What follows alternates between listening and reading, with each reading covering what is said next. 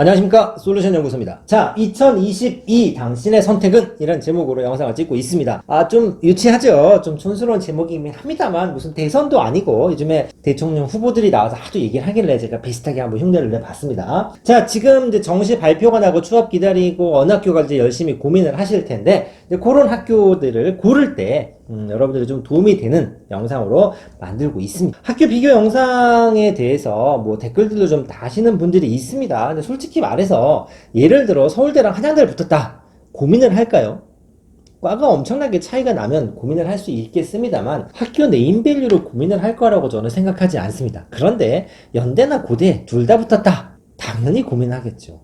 비슷한 학교로 여러분들이 인식을 하고 있기 때문입니다. 그러니까 저희가 영상을 찍는다라는 얘기는 어느 정도는 어디 한 군데라도 좀 비빌 때가 있으니까 고민을 하지 않을까라는 내재적 접근법으로 영상을 찍는 거니 그런 취지에서 봐주시면 될 것 같습니다. 오늘은 인하대, 인천에 있죠. 전통 공대로 유명한 인하대학교, 그 다음에 서울의 유일한 국립대라고 자처하는 과학기술대학교 공릉동에 있습니다. 인하대가 이번에 입결 발표를 좀 늦게 하는 바람에 조금 저희가 영상을 제작이 좀 늦긴 했습니다만 최근 3년치 100분위 즉 정시 입결을 가지고 한번 비교를 좀 해보도록 하겠습니다.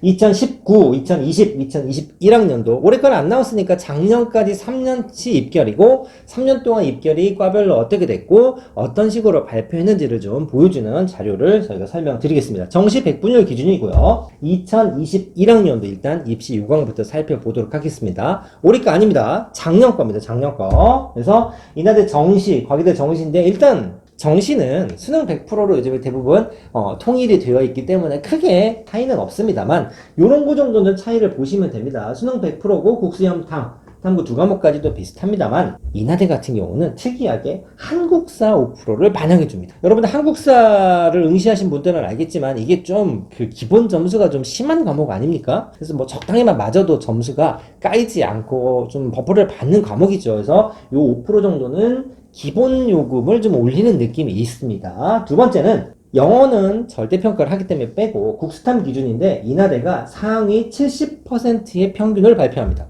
과기대는 반면 국립대죠. 아마 특별히 이런 거에 신경 쓰지 않고 하는 경우도 있을 것 같고 또 개인적으로 이제 교육부에서 입결을 발표할 때 야, 니네가 좀 모범을 보여야 되지 않겠어? 함부로 입결 뻥튀기 하지마 이런 지침이 있는지는 모르겠습니다만 과기대뿐만 아니라 경북대나 부산대 같은 직업국 같은 경우도 대부분의 입결을 100% 투명하게 좀 발표하는 경우가 많습니다. 반면에 사립대 같은 경우는 입결 방식이 학교마다 다릅니다. 그러니까 뻥튀기하고 뭐 버프를 먹인다 이런 나쁜 뜻이 아니라 학교마다 조금씩 상이하기 때문에 여러분들이 정시 원서를 쓸 때 비슷한 학교의 입결을 아마 입학처 자료를 찾아보시면 깜짝 놀라실 겁니다. 정말 맞다이로 비교할 수가 없습니다. 이 두 학교도 물론 마찬가지입니다.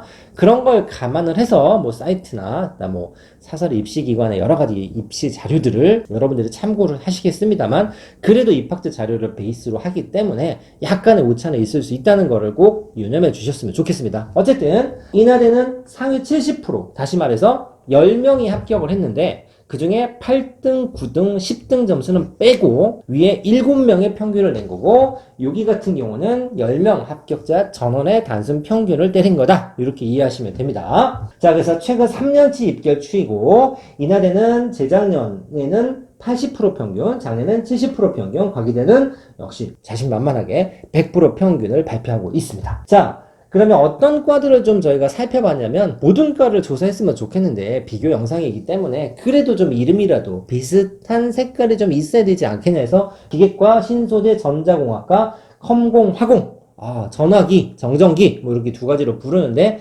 그래도 이과, 공대를 캐리하는 몇몇 과들이고 문과는 경영, 행정, 영문학과 정도를 준비해 봤습니다. 자, 지금 3년치의 입학처 발표 100분위 수치인데 여기 빨간색 밑줄 그어진 거 보이시죠? 빨간 건 뭐냐면 최근 3년 동안 입결 중에서 가장 100분위가 낮은 해 제가 밑줄을 좀 그어 봤습니다. 그러면 2021학년도에 한개, 즉 기계공학부 빼고 전부 다 최저를 기록했죠. 결국은 최근에 정시 입결은 인하대가 조금 떨어지고 있다라는 식으로 해석할 수가 있겠죠. 물론 과기대도 마찬가지입니다. 보시면 8개 학교가 전부 다 2021에 빨간 줄이 그어져 있죠. 그럼 두 학교가 별로냐? 절대 그런 건 아닙니다. 이 두 학교도 마찬가지겠습니다만 학생이 줄어들고 있죠. 그리고 정시가 조금씩 확대되는 기조에서는 당연히 정시 백분위의 전체적인 하락세는 일종의 트렌드라고 할 수가 있겠죠. 그래서 어떤 학교가 백분위가 올랐다라는 것보다는 비교를 하실 때 누가 조금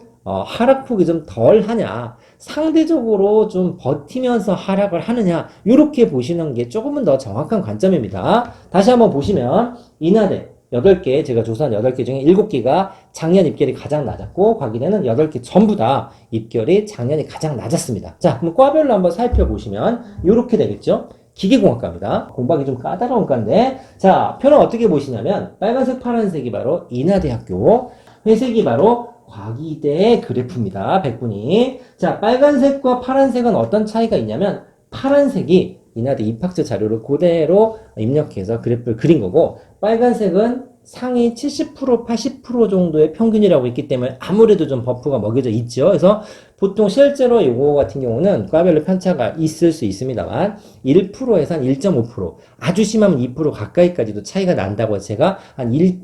몇 프로 정도를 보정을 좀 해서 점수를 좀 낮춰놨습니다. 그래서 여러분들이 이 화면에서 이 표를 볼 때는 회색이 과기대, 그 다음에 여기 주황색에 가까운 빨간색이 인하대 백분위 그래프다 라고 보시면 쉽게 좀 비교가 되실 겁니다. 자, 기계공학과를 보시면 2020년도에는 비슷하게 갔는데 2021학년도에는 인하대는 살짝 상승한 반면 과기대가 툭 떨어졌죠. 그래서 무려 한 4% 가까이의 퍼센트 차이가 나죠. 요것만 봤을 때는 작년에 둘 다 만약에 붙었다면 인하대 기계공학과로 쓴 친구들이 조금 더 많지 않았나 이렇게 보여집니다. 물론 3년 전에서 2년 전 내려올 때 인하대 기계공학 엄청 많이 떨어졌거든요. 90%대에서 80 중반까지도 떨어졌기 때문에 요 사이에 워낙 떨어졌기 때문에 살짝의 조정이나 반등 같은 느낌도 일단은 있습니다. 두 번째 과는 그래도 공대의 뭐 탑권이죠. 전자공학과입니다. 그래도 인하대 전자공학과는 좀 알아주죠. 이 댓글에서도 굉장히 프라이드를 가신 분들이 많은데 한 번도 이겨먹은 적은 없고 차이가 조금 더 벌어진 느낌이죠. 그래서 인하대는 19, 20을 유지하다가 21을 살짝 떨어지면 3년 내내 과기대 전자 같은 경우는 조금은 많이 떨어지는 부분이 좀 있어서 요 정도 차이라고 하면 전자공학과도 그래도 공대 아이가 라는 느낌으로 인하대를 선택한 친구들이 많아 보입니다. 자, 화공과로 넘어오니까 조금 달라지죠. 이게 한 칸 정도 한 1% 정도 되는데 1% 내외로 차이가 났다라는 얘기는 실제로 문 닫고 들어간 친구들의 점수는 비슷하거나 다를 수 있습니다. 무슨 얘기냐면 평균이죠, 평균. 70% 평균, 80% 평균, 설사 100% 평균이라고 할지라도 여러분들 꼭 장학금을 받고 대학교를 들어가고 싶은 생각만 있는 건 아니지 않습니까? 내가 문 닫고 들어가더라도 3차 추합에 붙더라도 붙기만 하면 장땡이다 이런 친구들도 있겠죠. 실제로 이 평균 점수를 가늠을 해서 한방 최추합이 아닌 추합을 노리는 작전도 쓰기 때문에 실제로 이 한 칸 안쪽으로 그 그래프가 모여 있다라고 얘기하면 얼마든지 경쟁률에 따라서 오차가 생길 수 있습니다. 이 정도면 뭐 비슷하다라고 볼 수 있을 것 같습니다. 컴공과는 완전히 겹치죠. 실은 완전히 겹치면 과기대에 한 표를 살짝 던져주는 게 맞습니다. 제가 1% 남짓의 보정을 주긴 했습니다만 한국사도 들어가 있고 뭐 이런 걸 봤을 때 똑같다라고 얘기하면 과기대가 조금 우세하다라고 볼 수도 있습니다. 자, 신소재공학과도 한 칸 내외로 차이가 나죠. 한 5개 정도 봤는데 이과에서는 작년 기준입니다. 기계랑 전자는 인하대가 좀 낮고 나머지 공대는 뭐 큰 차이는 없는 것 같다라고 볼 수 있을 것 같습니다. 자, 경영 비슷하죠? 행정도 떨어지는 폭도 좀 비슷합니다. 영문과는 보니까 아까 기계과 비슷하죠. 과기대가 2020까지는 좀 선방하고 유지를 하다가 작년에 살짝 떨어진 반면 인하대 영문과 같은 경우는 최근에 좀 학생들한테 인기가 없었는지 3년 내내 조금 더 하락을 하고 있죠. 그래서 이런 정도의 차이라고 하면 영문과는 둘 다 붙었다고 하면 과기대를 선택하는 친구들이 좀 더 있을 것 같다. 이 정도 예측할 수 있습니다. 자, 한 8개 정도 학과, 대표적인 학과를 좀 살펴봤는데 정리를 간단하게 해보도록 하겠습니다.